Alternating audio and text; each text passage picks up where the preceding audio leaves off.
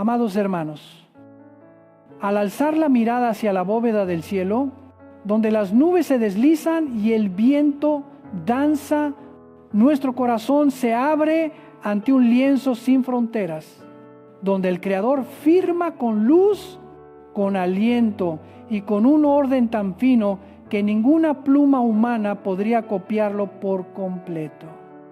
En ese asombro surge una pregunta que resuena como campana en lo profundo. ¿Qué es el cielo? ¿Por qué la Escritura habla de 3 cielos?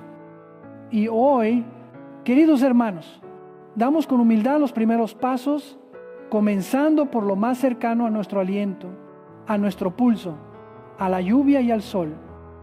El primer cielo, la bóveda celeste, la atmósfera, el espacio próximo donde Dios no cesa de alimentar al mundo con su mano providente. Las primeras palabras del Génesis se alzan como un manifiesto eterno. En el principio, Dios creó los cielos y la tierra. Ningún universo se engendra a sí mismo. Ninguna materia es autoeterna. Ninguna cadena de casualidades puede tejer por sí sola el sentido de la existencia. En el principio, no es una mera curva en una secuencia infinita, sino el punto de partida absoluto de toda realidad visible e invisible.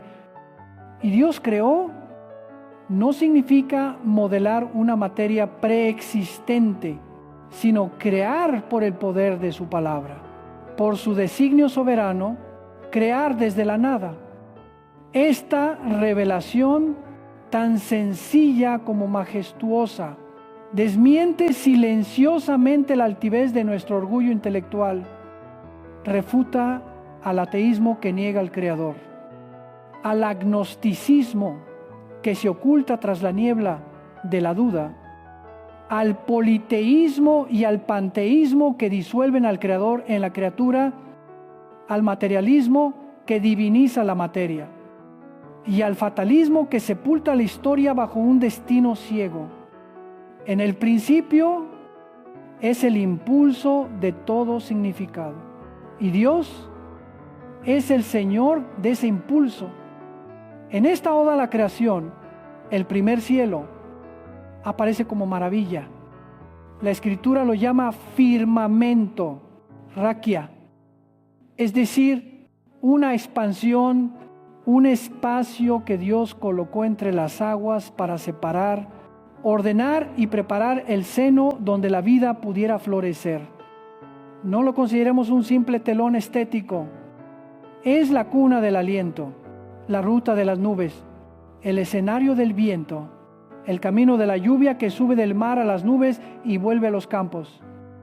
Cada flujo de calor, cada viento estacional, cada nube veraniega es una nota en la sinfonía de la providencia. El salmista exclamó: los cielos cuentan la gloria de Dios.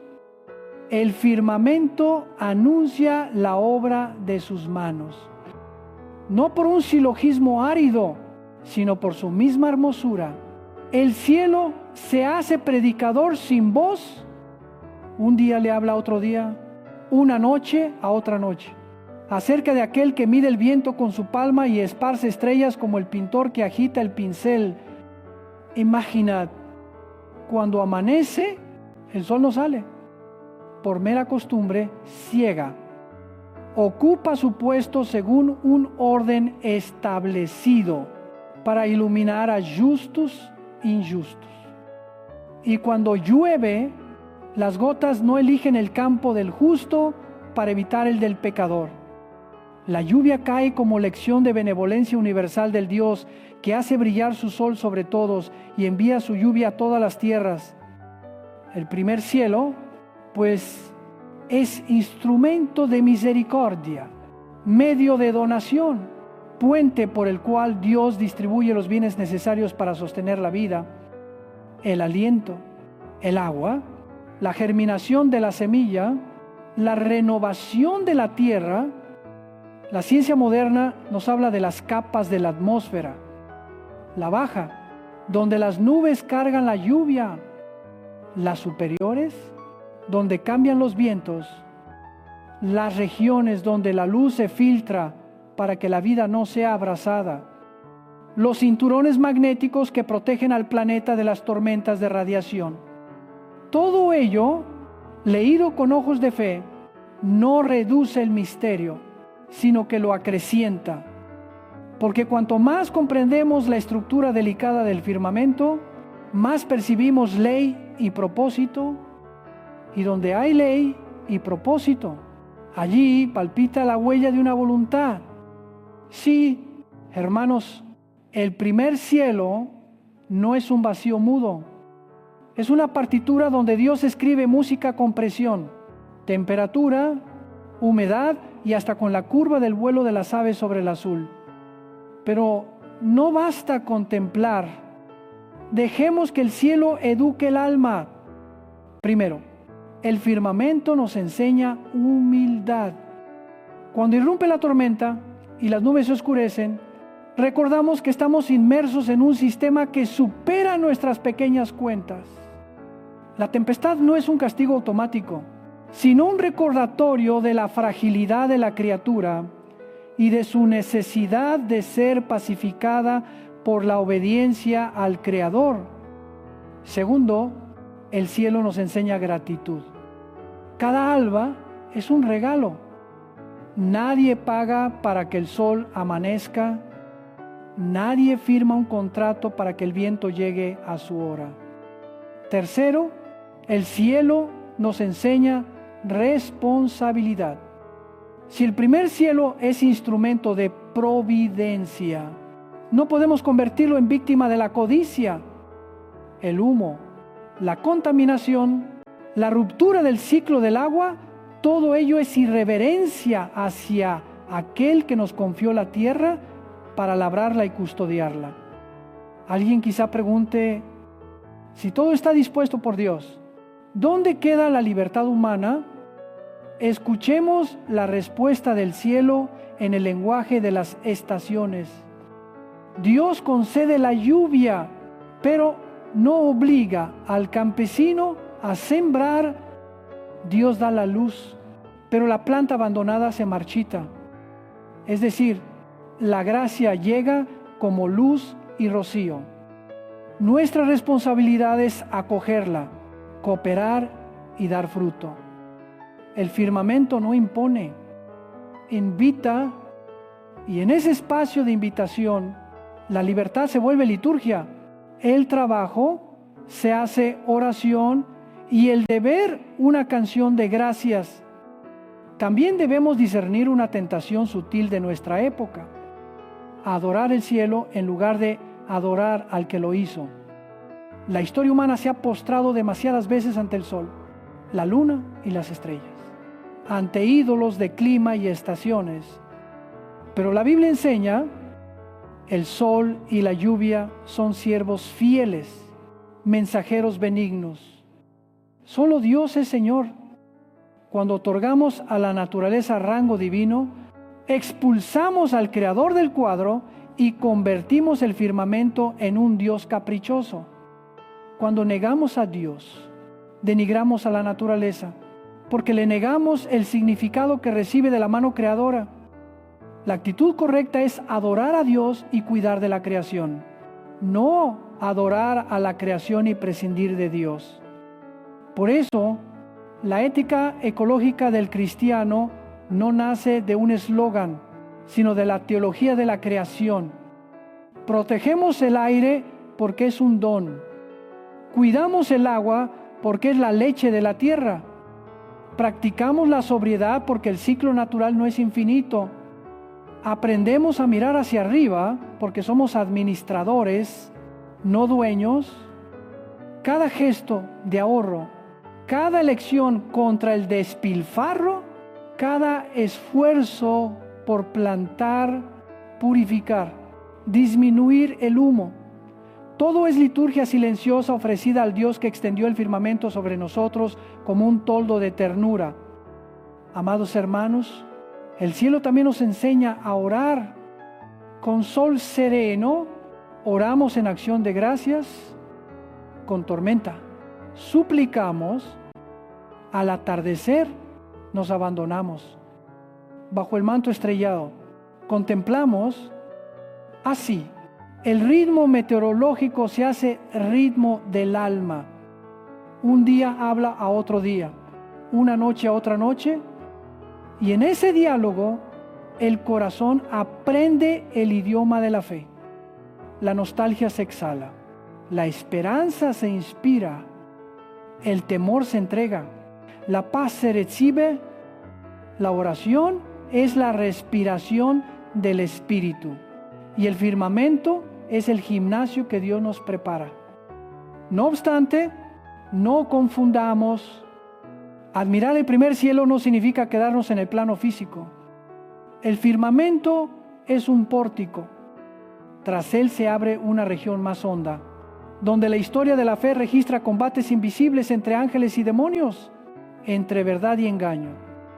Pero antes de cruzar ese umbral, el salmista nos devuelve a lo cercano. Hace de las aguas su morada, toma las nubes por carro, camina sobre las alas del viento. Aquí la poesía no adorna sin más. Proclama que Dios no abandona su obra. Él no crea para retirarse. Él sostiene.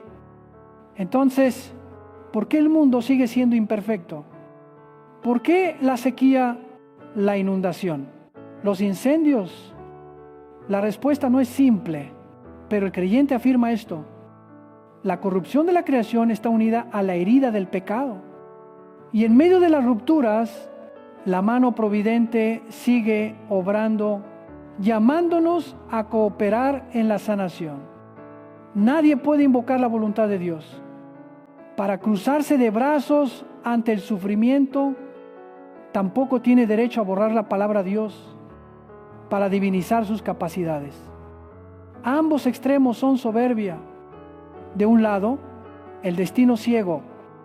Del otro, el orgullo autosuficiente. El camino estrecho es la obediencia creativa, hacer nuestra parte con sabiduría y humildad.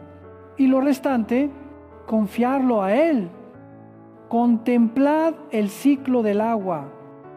El vapor asciende del mar, se reúne en nubes, viaja con los vientos, se enfría y cae como lluvia, y el agua regresa al océano.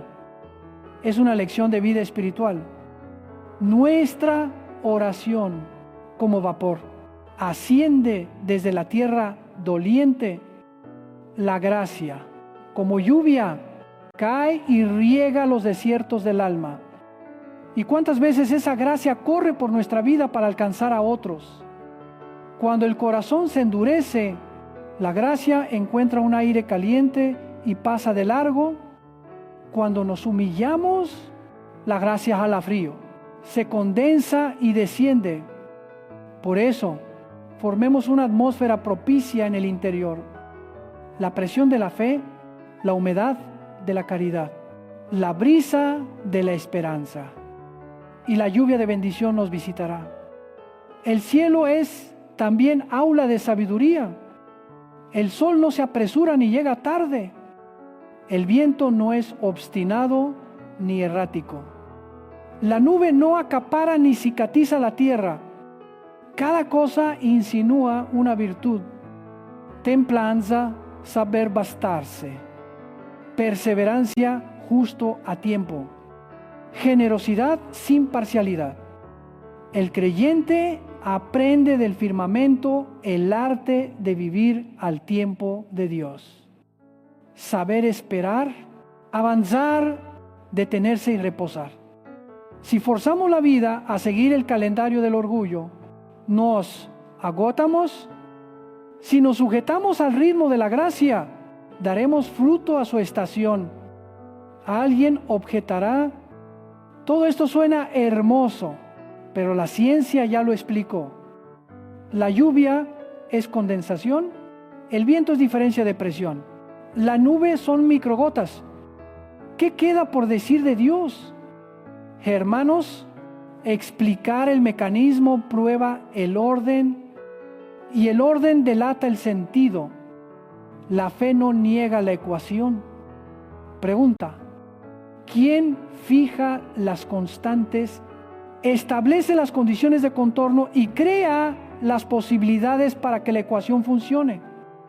La fe no exige a la ciencia que se retire. Solo le recuerda que no debe coronarse reina absoluta.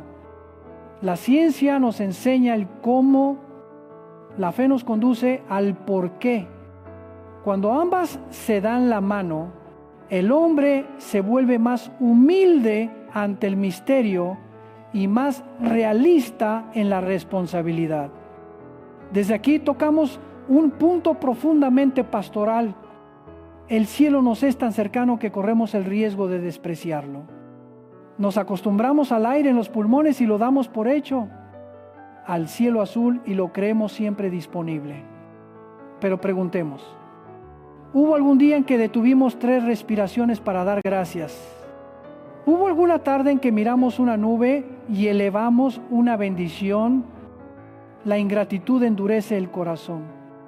Y cuando se endurece ante el firmamento, se endurece también ante el prójimo. Por eso propongo una pequeña disciplina. Cada mañana, antes de que el día se llene de noticias y tareas, abrid la ventana del alma, mirad al cielo y decid con sencillez: Señor, te doy gracias por este aliento. Veréis cómo esa frase transforma la jornada. El firmamento es además el campo de entrenamiento de la esperanza. Hay estaciones de sequía prolongada y noches de tormenta que nos roban el sueño. Sin embargo, el amanecer llega. No negamos la tempestad, pero no nos desposamos con ella. El creyente aprende a mirar a través de la nube para descubrir que detrás de la nube sigue el sol.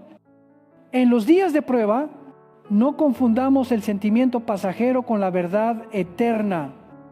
El cielo puede oscurecerse, pero Dios no cambia.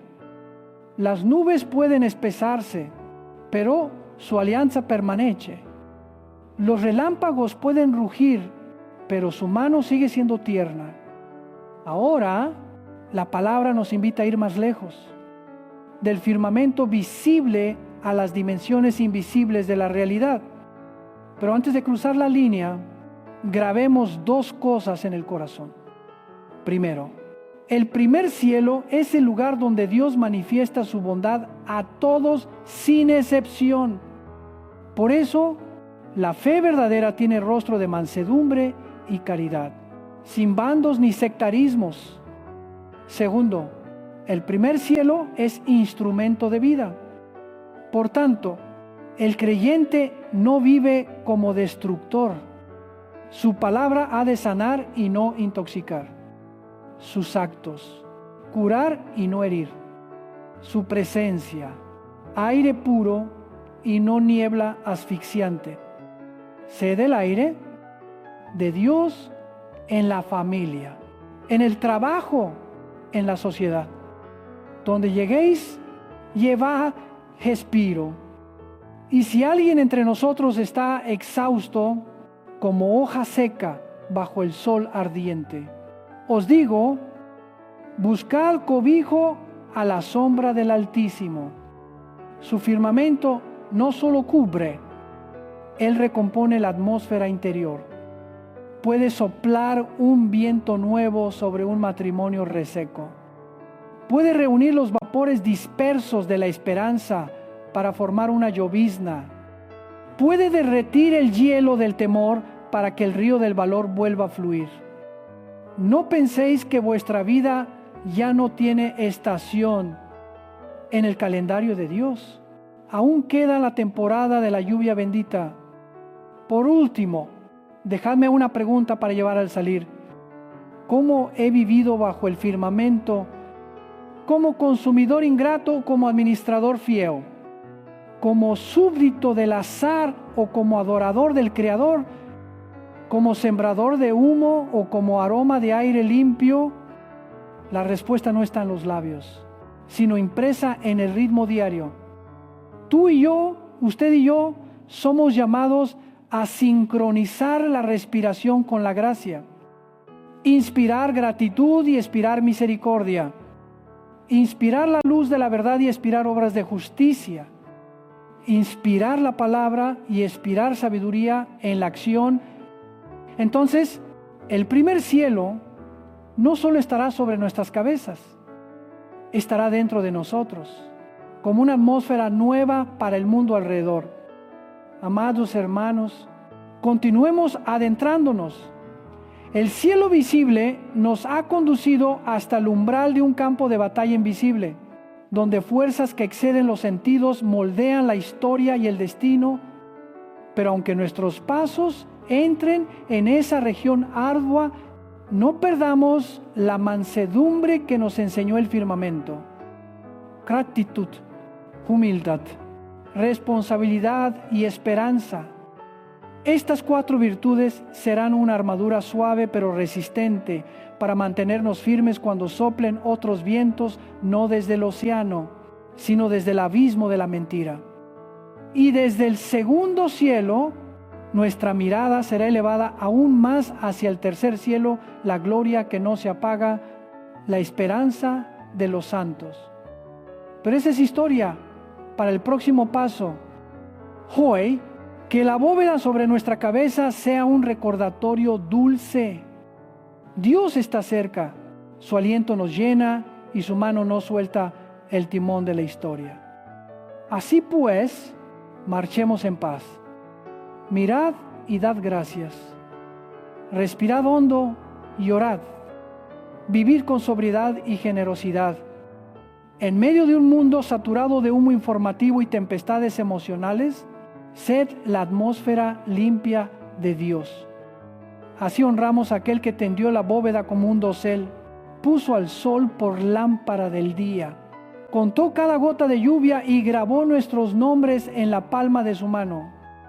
Amados hermanos, desde la bóveda visible del primer cielo, la palabra nos conduce a una región tan vasta como misteriosa.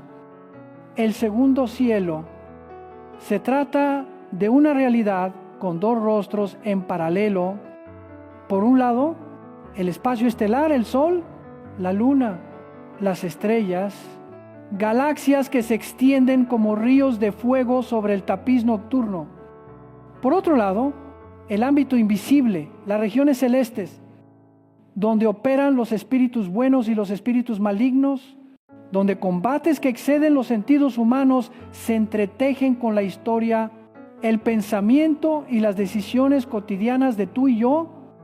Si el primer cielo es cobijo y fuente de vida, el segundo cielo es el campo de batalla, el lugar donde la verdad y la mentira cruzan sus espadas en silencio.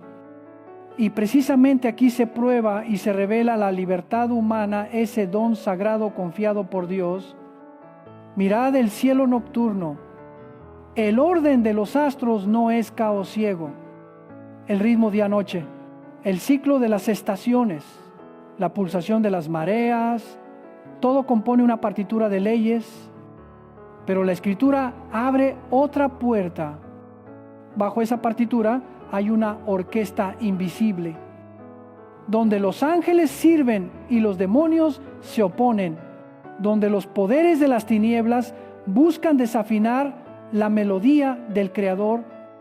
San Pablo proclama que nuestra lucha no es contra carne y sangre, sino contra principados y potestades, contra los dominadores de este mundo de tinieblas en las regiones celestes.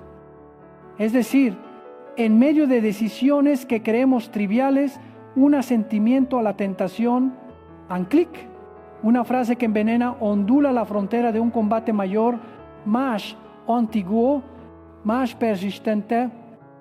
No os espantéis ante este cuadro. Dios no lo traza para infundir miedo, sino para despertarnos.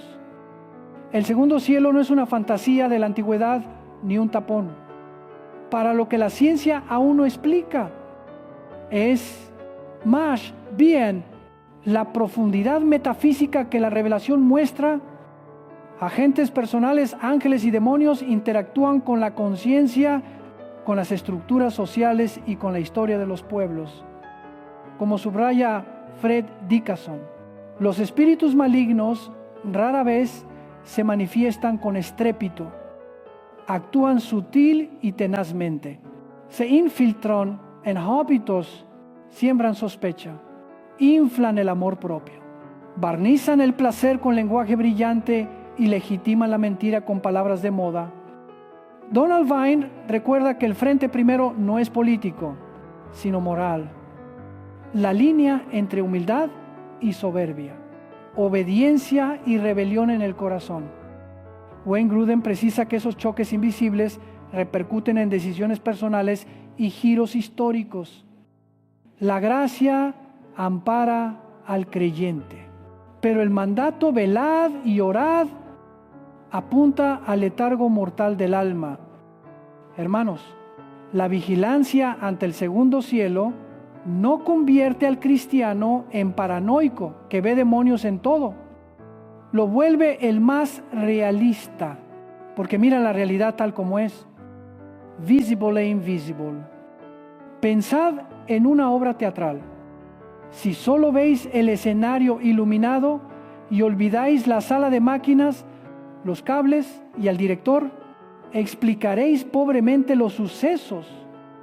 Así también, quien lee la sociedad solo con gráficos económicos, votos y oleadas mediáticas, pero olvida la sala técnica invisible, se desconcierta ante los giros ilógicos de la historia. Necesitamos ambas cosas: estadísticas y oración, análisis y discernimiento, ciencia y revelación. Cuando hablamos del segundo cielo como campo de batalla, la Biblia no es ambigua. En tiempos de Daniel, un mensajero celestial afirma que su anuncio fue estorbado por el príncipe del reino de Persia. Durante 3 semanas, imagen de poderes oscuros cubriendo áreas político-culturales para torcer el curso de los acontecimientos. Eso no invalida el esfuerzo humano, pero recuerda que negociaciones políticas, elecciones y corrientes culturales requieren el soporte de oración perseverante y penitencia comunitaria. Pablo ordena: revestíos de la armadura de Dios. El ritmo del guerrero espiritual no es violencia carnal, sino disciplina de luz, cinturón de verdad, coraza de justicia, calzado del evangelio de la paz, escudo de la fe, yelmo de salvación, espada de la palabra y aliento de oración incesante. ¿Quién es el enemigo y dónde golpea? Pedro lo describe como león que ronda buscando a quien devorar. No ruge todo el día. La mayoría del tiempo susurra.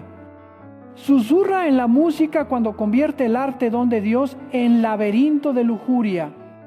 Susurra en la política cuando muta la autoridad, ministerio del bien común, en trono de autoidolatría. Susurra en la academia cuando vuelve la búsqueda de la verdad en juego de relativismo.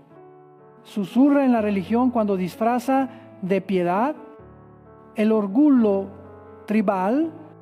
Susurra en la tecnología cuando persuade de que la velocidad sustituye a la sabiduría y el dato a la conciencia. Prefiere microdosis al golpe brutal. Un poco de compromiso cada día, un poco de pereza en la oración cada semana, un poco de rebaja moral cada mes. Es la estrategia de erosión del alma. Y la contrajugada no es el pánico, sino la disciplina, un fragmento de palabra cada día, 1 hora de adoración cada semana, un examen profundo cada mes, una resolución de conversión cada año. No subestimemos cómo el segundo cielo incide en la libertad. Libertad no es hago lo que me apetece, sino soy capaz de elegir el bien aunque el mal resulte más atractivo. Dios ofrece la libertad como invitación de amor. El diablo la degrada a licencia. Dios conduce la libertad a la verdad. El maligno la arrastra hacia el impulso inmediato. Dios hace florecer la libertad en la alianza. El enemigo la encierra en el placer solitario.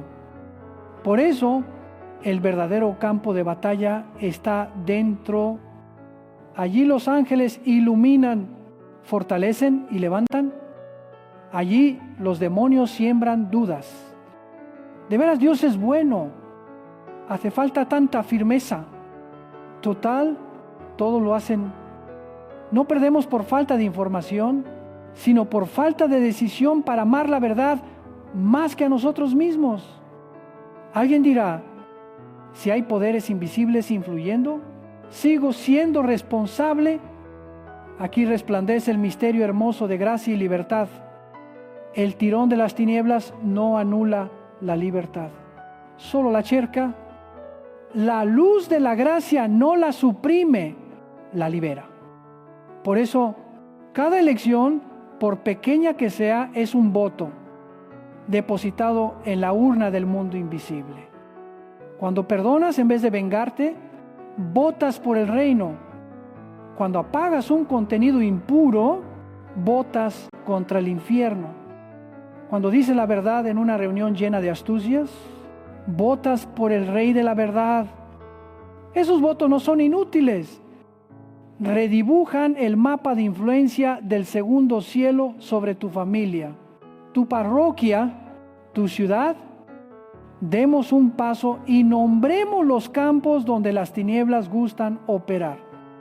La política, cuando el poder se separa del servicio.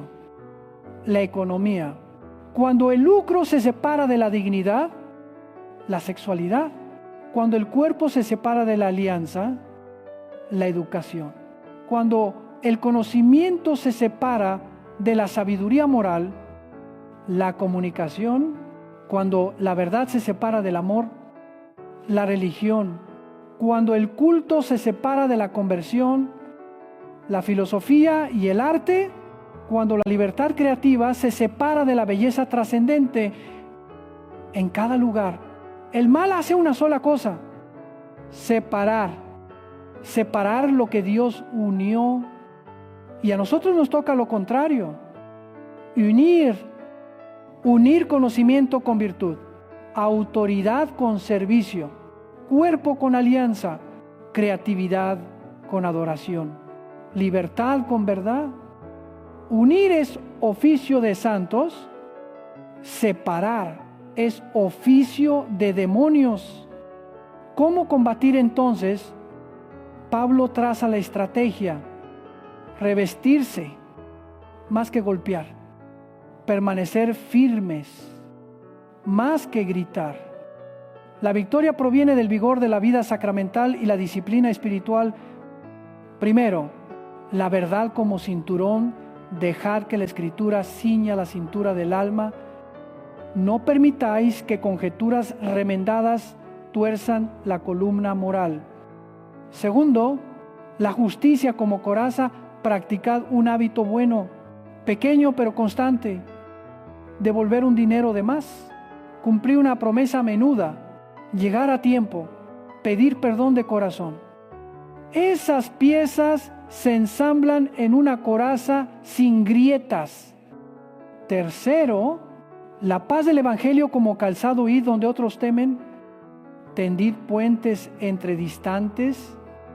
Apagad una disputa con una palabra mansa. Los pies del pacificador cansan al enemigo. Cuarto, la fe como escudo alzadlo ante cada dardo de duda. ¿De veras Dios me ama? Serve, ora. ¿Queda algo confiable en la iglesia? La fe no es cerrar los ojos, es abrirlos en la dirección correcta. Quinto, la salvación como yelmo. Recordad a quién pertenecéis. ¿Qué corona lleváis? ¿Qué nombre fue trazado en vuestra frente el día del bautismo? Poneos esa identidad cada mañana. Sexto, la palabra como espada. Aprended un versículo por semana. Cuando llegue la tentación, no filosoféis, desenvainad. Y sobre todo, la oración, aliento constante que mantiene viva toda la armadura. Algunos dicen, recé y el cielo cayó. Resistí y caí. Hermanos, que guerra no tiene derrotas. La diferencia del creyente no es nunca caí, sino no acepto quedarme en el suelo. Cada caída seguida de levantarse agota al enemigo. Cada confesión cierra una brecha que él acaba de abrir. Cada comunión abastece el ejército del alma. Un ejército bien alimentado no pierde la guerra larga. No midáis la vida espiritual por emociones o prodigios llamativos. Medidla por la fidelidad silenciosa, como el centinela nocturno en la puerta de la ciudad. ¿Quién lo conoce? Toda la ciudad descansa en él. El segundo cielo exige, además, una virtud olvidada, la templanza.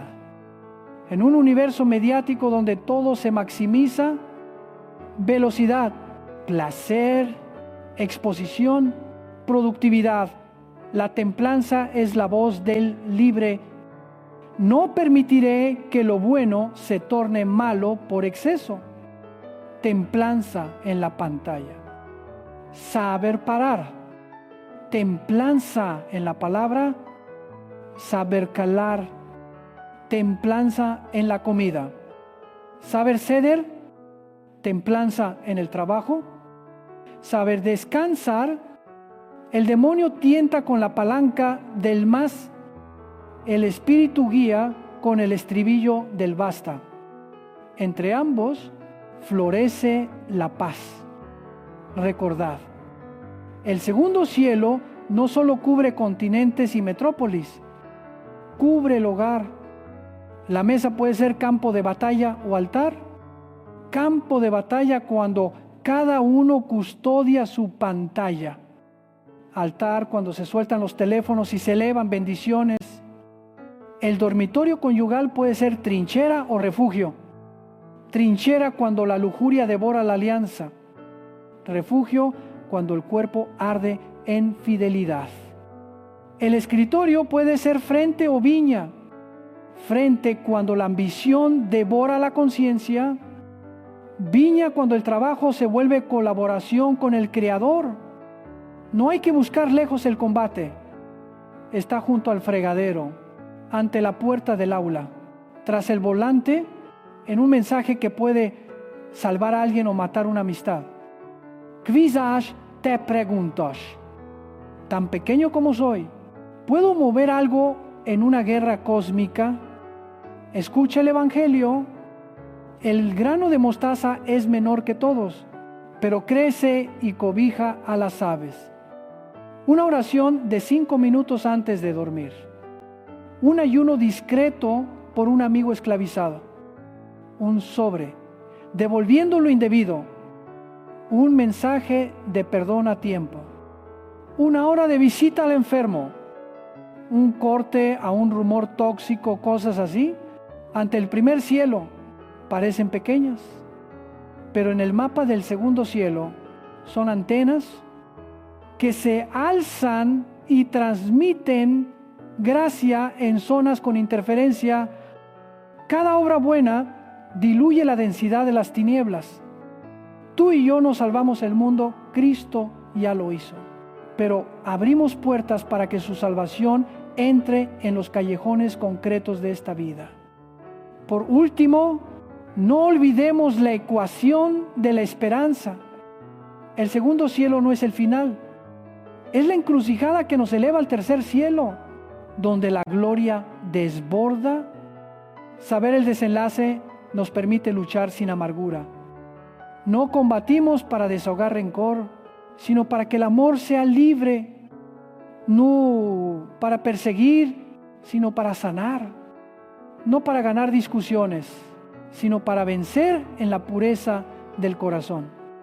Los 3 enemigos del alma, demonio, mundo y carne, perdieron el gol definitorio en la cruz y la resurrección. Por eso, no peleamos por la victoria inicial, sino para custodiar la victoria dada. Cada sí a Dios frente a un permiso. Seductor del pecado es firmar la herencia de gloria. Amados hermanos, el segundo cielo es la escuela del soldado manso, mano que empuña la espada de la palabra y ojos anegados de misericordia, pies ligeros para ir al pobre y corazón recto ante la verdad, labios que cantan gratitud y oídos atentos al gemido de los olvidados. Grabemos la doble consigna: velad para no ser engañados y estad firmes, para no ser arrastrados. Cuando la iglesia vela y permanece, las olas de la mentira golpean un muro sin grietas y muchas almas hallan puerto de paz. Ahora, la palabra nos invita a ir aún más lejos desde el campo de batalla del segundo cielo. La mirada de la fe se elevará a la patria luminosa, el tercer cielo, donde la gloria es plena y la comunión perfecta. Pero antes de adentrarnos en esa región radiante, llevad el equipo de mañana, un versículo para combatir, una decisión de templanza para resguardaros, una obra de caridad concreta para avanzar y una hora de oración para reabastecer. Entonces, aunque soplen vientos de mentira, ¿conservaréis dentro el aire limpio de Dios? Amados hermanos, desde el campo de batalla silencioso del segundo cielo, la mirada de la fe se eleva una vez más al punto de toda esperanza, al hogar de todo anhelo, al término donde toda lágrima es enjugada, el tercer cielo. Aquí, la Escritura ya no habla de la bóveda atmosférica que sustenta la vida, ni se detiene en el ámbito invisible donde chocan los poderes. El tercer cielo es la morada suprema de Dios, el espacio de gloria plena, donde la comunión alcanza su plenitud y el ser humano redimido entra en una vida perfecta, sin arruga de pecado ni sombra de muerte. San Pablo narra una experiencia que desborda el lenguaje. Fue arrebatado hasta el tercer cielo, oyó cosas inefables que no le es lícito al hombre expresar, no porque Dios cierre un secreto como privilegio de unos pocos, sino porque nuestro idioma es breve, nuestro entendimiento estrecho y nuestro corazón aún no es lo bastante ancho para contenerlo. Esto no nos frustra, enciende en nosotros un santo deseo. Si en el primer cielo aprendimos gratitud, en el segundo, vigilancia, en el tercero, aprendemos anhelo, anhelo de aquel que creó el anhelo. Hermanos, alguien bromeó diciendo que hubo quien voló al cielo y no vio a Dios, concluyendo que no existe. Pero ¿cómo podrían los ojos de carne ver al infinito? ¿Cómo hallaría una nave que surca el espacio físico el trono del Eterno? Para llegar al tercer cielo no sirve el cohete. El único medio es la gracia, la fe operante en el amor. El único camino es el camino Cristo, quien abrió un paso a través del velo del santuario con su cuerpo entregado por nosotros. El tercer cielo no es evasión de la realidad terrena. Al contrario, es la luz que la orienta. Cuando sabemos el destino, sabemos por dónde andar. Cuando conocemos el desenlace, sabemos qué líneas escribir en el libro de la vida. Por eso los santos pueden vivir en paz dentro del horno de la prueba. No por insensibilidad, sino porque han gustado ya el aroma de la patria. En cambio, si vemos la vida como viaje sin puerto, solo queda acumular, competir, temer y fatigarse. El tercer cielo cura esa enfermedad. Nos enseña a vivir en este mundo sin aferrarnos a poseer los bienes sin ser poseídos, a amar lo terreno con la libertad del peregrino. La visión de la Nueva Jerusalén nos ofrece un cuadro condensado, una ciudad santa que desciende del cielo, ataviada como esposa, sin llanto, sin luto, sin dolor, no porque se borre la memoria, sino porque toda memoria es redimida no porque Dios pase página a la historia, sino porque la consuma. Allí la justicia no es consigna, sino aire. La verdad no es tema de debate, sino latido. El amor no se confunde con la posesión, sino que se hace entrega total. La libertad no es embriaguez fugaz, sino potencia gozosa para obrar el bien sin fatiga. Por eso John Owen habla del tercer cielo como lugar de presencia plena de Dios, donde la santidad no hay estorbo y el gozo no sufre los límites del cuerpo corruptible o de la mente oscurecida. ¿Cómo entramos allí?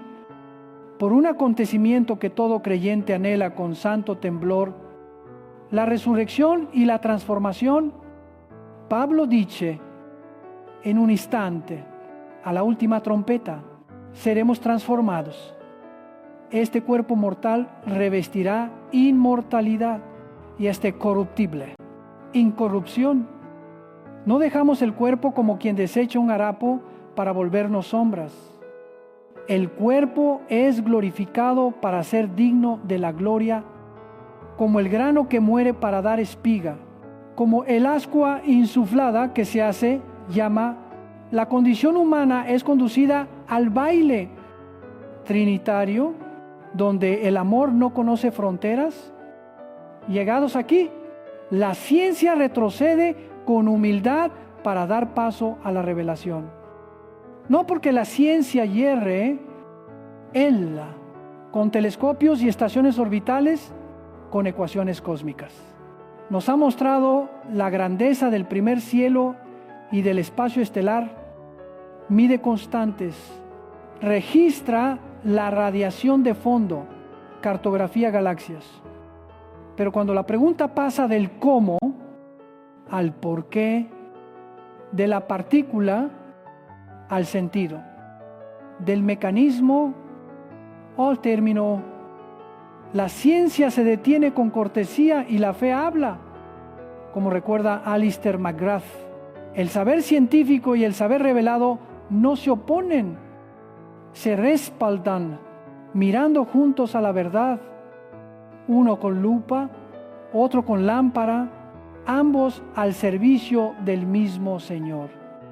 ¿Qué enseña el tercer cielo para hoy? Primero, sana el miedo a la muerte. No tememos solo al dolor o a la nada, más hondo, tememos perder el control. Pero si el desenlace es un abrazo, el del Padre, la muerte deja de ser muralla para ser puerta. El creyente aprende el arte más difícil, el arte de la confianza, no como abandono pasivo, sino como el músico que entrega su partitura al maestro. Tocamos con todo, a tiempo y en tono. La armonía final la dirige Él. Segundo, el tercer cielo nos da una brújula moral. Saber que estaremos ante el rostro de Dios, que es verdad, y amor nos disuade de bordear. La conciencia. Saber que la santidad no es optativa, sino la nacionalidad. De la patria eterna nos mueve a hablar el idioma de esa patria ya desde ahora. Pureza, justicia, mansedumbre, fidelidad. No es la moral del miedo al castigo, sino la disciplina del que se entrena para la boda. Tercero, el tercer cielo desintoxica los deseos deformados.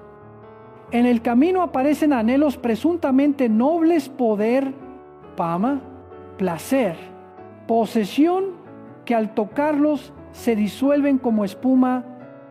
El tercer cielo muestra el punto de referencia de todo deseo. Merece cultivarse lo que nos acerca al rostro de Dios y a la comunión con los hermanos. Debe soltarse, por brillante que parezca, lo que nos separa de Él y de los demás. Así aprendemos la tesis de la elección. Renunciar a un bien para abrazar un bien mayor. Renunciar a lo atractivo para abrazar lo eterno. Cuarto, el tercer cielo explica el sentido de las lágrimas. Ninguna cae en vano si cae en las manos de Dios. El sufrimiento no es fin. En manos del Redentor es materia transfigurada. Las pérdidas de hoy, ofrecidas con amor, se vuelven gemas en la corona de mañana. El tercer cielo convierte los ¿por qué? En Hagoshe, y los dolores sin salida en manantiales que desembocan en el océano de la misericordia. Y la Nueva Jerusalén no es solo lugar al que vamos, sino ciudad que edificamos.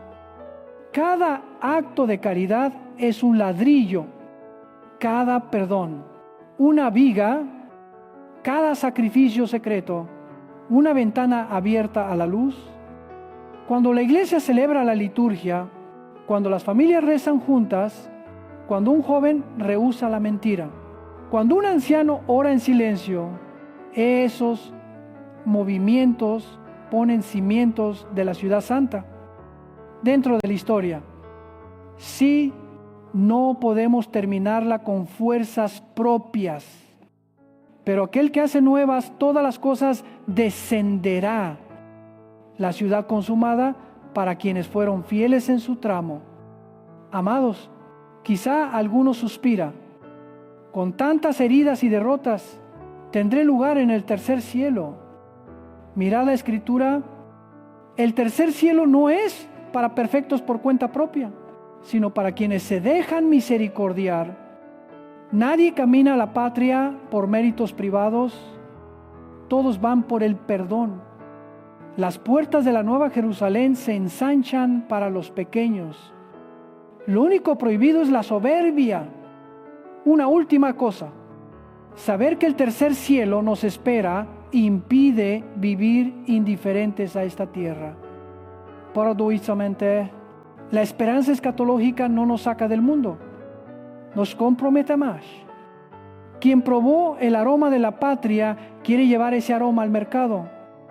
Un poco más de justicia en la oficina, un poco más de honestidad en el mostrador, un poco más de ternura en la mesa, un poco más de pureza en la pantalla, un poco más de paciencia con el frágil. Cada poco es un afluente del cielo que baja a la tierra. Ahora, la palabra nos llama a ir más lejos, no con los pies, sino con una decisión del corazón. Vivir como ciudadanos del cielo en medio de la tierra. Reescribid la agenda según la hora del reino. Tiempo para orar como para respirar. Tiempo para la Eucaristía como para comer. Tiempo para la caridad como para el ocio. Usar los talentos como administradores sabios. El dinero como peregrinos. Las palabras como médicos. Las redes como evangelizadores. Viviendo así. El tercer cielo deja de ser relato lejano, desciende, toca las calles, se filtra en la cultura y transforma la historia desde dentro. Y cuando un día el sol de nuestra vida se ponga, creed que amanece del otro lado. Recordad la contraseña de la puerta celeste, no un listado de logros, sino un nombre Jesús escrito en nuestra frente el día del bautismo. Creed que el último lugar donde apoyaremos la cabeza no será la piedra fría del sepulcro, sino el pecho de Dios. Llevad 3 equipajes, un corazón agradecido, una conciencia limpia y una vida que intentó amar. Con esos 3, Nori se pierda. Amados hermanos, antes de concluir, os invito a un instante de silencio y a elevar conmigo una oración. Padre eterno, Padre de la luz y fuente de todo consuelo, alzamos la vista al primer cielo y te damos gracias por el aliento, por la lluvia y el sol, por los dones de cada día. Miramos al segundo cielo y humildemente suplicamos: vístenos con la armadura de la luz para velar entre las acechanzas de las tinieblas, permanecer firmes en la verdad y vivir mansos en medio del mundo. Y ahora Dirigimos el corazón al tercer cielo, patria luminosa de los santos. Siembra en nosotros un santo deseo. Sura viejas y héredas. Renueva el corazón cansado y concédenos confiar hasta el fin. Jesús, camino, condúcenos a través del velo del miedo. Espíritu Santo, aliento vivo, purifica la atmósfera del alma. Padre, graba en nuestra vida la partitura de la esperanza, para que cada pequeña elección de hoy sea una nota en la sinfonía de la gloria futura. Haz que nuestras familias gusten ya el aroma de la nueva Jerusalén. Justicia en el trabajo, mansedumbre en la mesa, fidelidad en lo secreto, caridad en la plaza. Y cuando el viaje termine, danos ver tu rostro, ser llamados por nuestro nombre y permanecer en tu abrazo para siempre. Amén.